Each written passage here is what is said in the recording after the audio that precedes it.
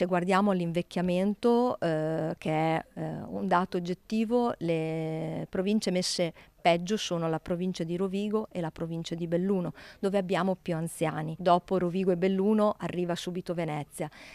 Rispetto alle case di riposo abbiamo avuto un aumento esponenziale, diciamo, delle rette, ancora di più rispetto alle altre province, e anche qui c'è una carenza di posti letto, quindi il bisogno, diciamo, di assistenza è abbastanza elevato. In provincia di Venezia ci sono infatti 73.000 ultraottantenni, circa il 9% della popolazione. Di questi oltre 29.000 non autosufficienti. Lo rivelano i dati diffusi dall'Ospì CGIL, che ha lanciato mobilitazioni in tutta Italia per chiedere specifiche misure di tutela. Chiediamo da subito che venga fatta una legge regionale, ad esempio, sul riconoscimento dei caregiver, quindi dei familiari che curano i propri familiari non autosufficienti, ma anche altre disposizioni legate alle assistenti familiari, le cosiddette badanti. Chiediamo anche più posti letto nelle case di riposo, perché oggi il fabbisogno, diciamo, è molto più elevato, ci sono circa 3.000 persone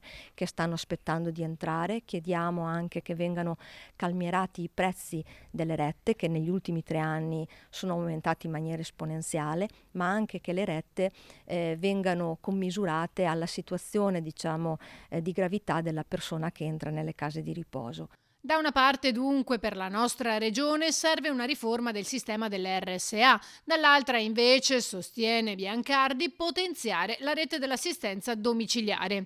I numeri però sono destinati a salire nei prossimi anni. Ne abbiamo visto che aumenterà sia la popolazione anziana ma anche non autosufficiente circa del 12%. Pensiamo che da qui al 2030 non manca tanto, sono solo 4 anni, quindi è una proiezione che è già di per sé allarmante vista la situazione, soprattutto per il fatto che ad oggi, se guardiamo la Regione Veneto, non ha dato delle risposte diciamo lungimiranti.